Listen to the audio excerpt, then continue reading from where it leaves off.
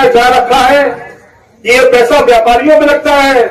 मैं मंडी में खड़े होकर व्यापारियों के बीच में कह रहा हूं, पत्रकार साथियों, जीएसटी व्यापारी पे नहीं लगता, जीएसटी आम आदमी पे लगता है। बताओ, अगर कोई चीज 1 लाख रुपए की आ रही थी कल, और अगर जीएसटी के बाद 1,28,000 की हो गई, तो कोई दुकानदार क्या तुम्हें 1,27,000 रुपए दे देगा?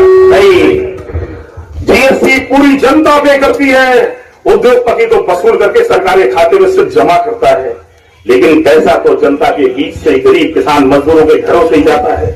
अरे मोदी साहब, लोगों ने तो इसलिए आपको बनाया था कि आप हमारे लिए ऐसी राहत कर देंगे कि हमारी जिंदगी बदल जाएगी, हमारे घर में खुशियां लौट आएंगी।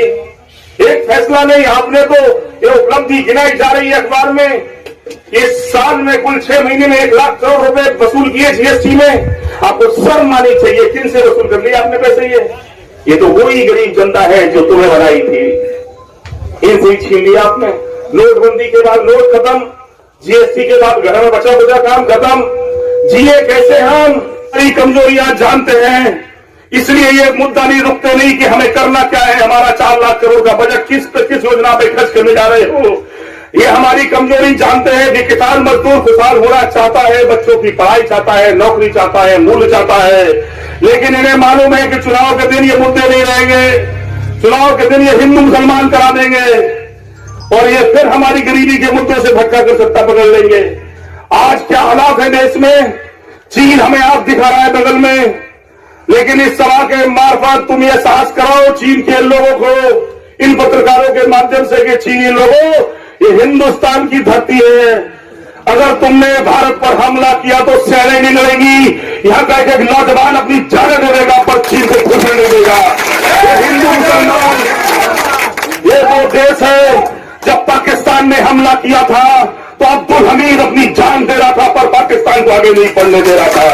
ये वो देश है, जब आजादी की लड़ाई लड़ी जा रही थी तो अशफाकुल्लाह खां फांसी पर चल रहा था। इतिहास के कोई लड़ाई इतिहास की उठा लो, पिछले 100-150 सालों की हिंदू मुसलमान ने मिलकर इस देश की आजादी से लेकर सब लड़ाइयां लड़ी है। ये नफरत फैलाने वाले बातों पर ध्यान रखना, गांव के भोले वाले लोगों, ये नफरतें बड़ी साजिश की है। ये सिर्फ सत्ता पाने की लड़ाई नहीं है, इसके पीछे की वजह भी जान लो आप।